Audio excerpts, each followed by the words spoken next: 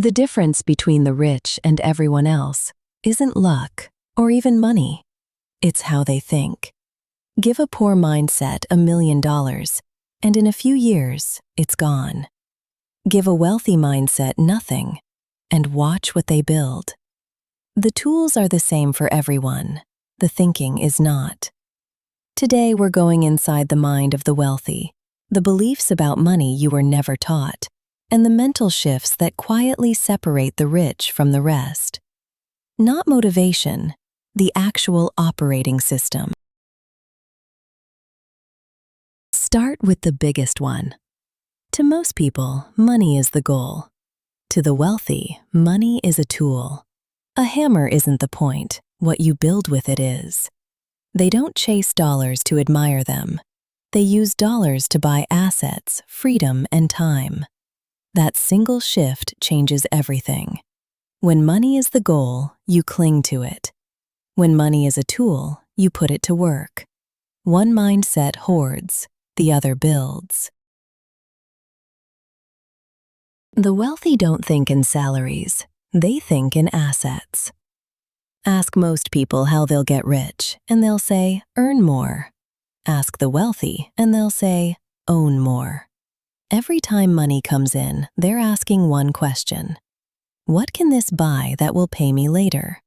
A paycheck feeds you once, an asset feeds you forever. It's not about how much you make, it's about how much of it you convert into things that make money on their own.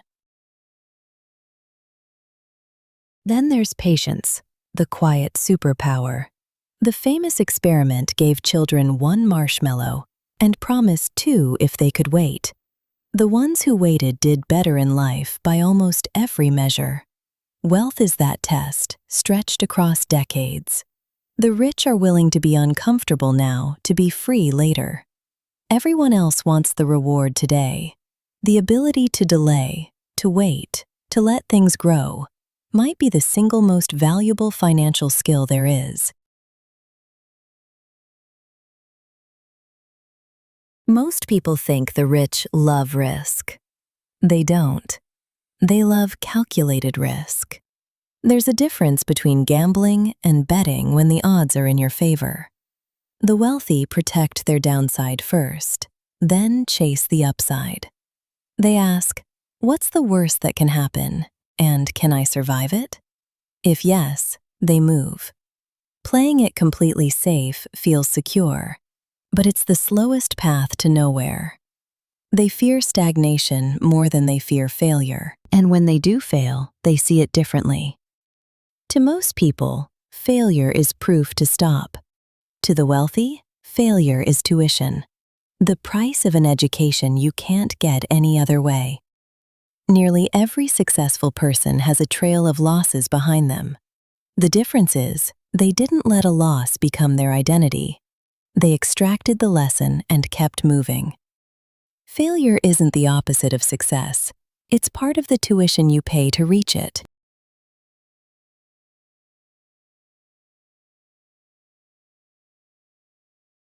Here's a shift almost nobody makes. The wealthy value time over money. Anyone can make more money. No one can make more time. So the rich spend money to buy time back. Delegating, automating, hiring. The middle class does the opposite, trading precious hours to save a few dollars. Ask yourself, is this task worth my life's minutes? The wealthy constantly trade money for time because they understand which one is truly the limited resource. But where does the money actually come from? Not from wanting it, from creating value. The wealthy obsess over one question: what problem can I solve, and for how many people?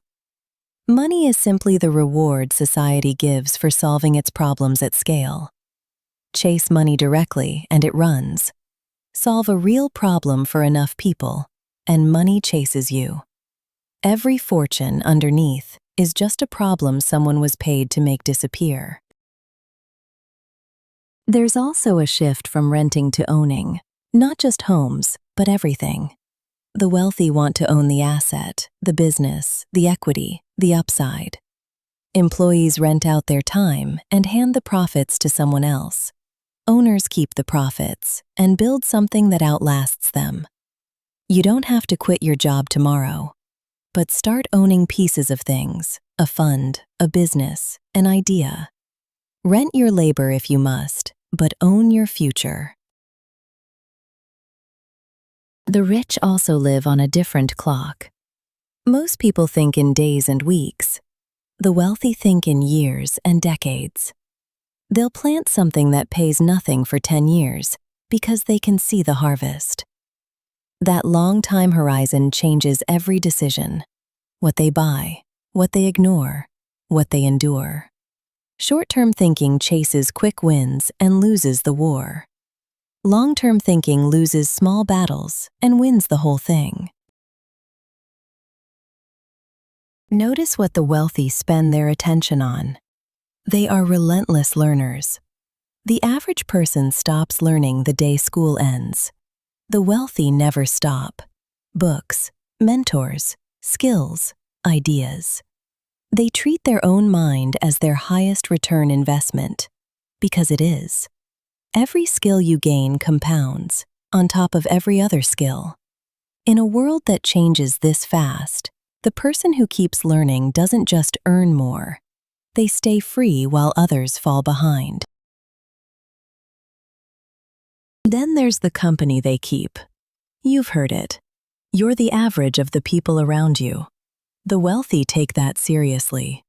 They surround themselves with people who think bigger, who normalize ambition, who make success feel ordinary instead of impossible.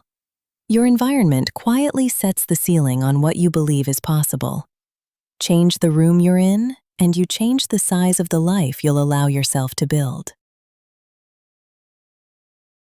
Maybe the most underrated of all, emotional control.